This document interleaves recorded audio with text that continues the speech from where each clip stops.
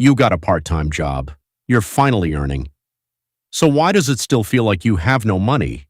Here's the truth nobody tells you. Your salary isn't the problem. Where it goes is the problem.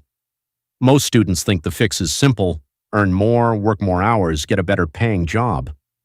But here's what actually happens. The moment income goes up, spending quietly goes up with it. New shoes, more takeout, a subscription you don't even use. The raise disappears before you even notice it. This is called lifestyle creep, and it's the reason so many people earn more every year but still feel broke. The real lesson is this: it's not about how much you make, it's about how much you keep. A student earning $300 a month who saves 20% will end up wealthier than someone earning $1,000 who saves nothing. So before you chase a higher paying job, ask yourself one question: where is my current money actually going? Track it for 1 week. You'll be shocked how much disappears on things you don't even remember buying. Fix the leak before you try to fill the bucket faster.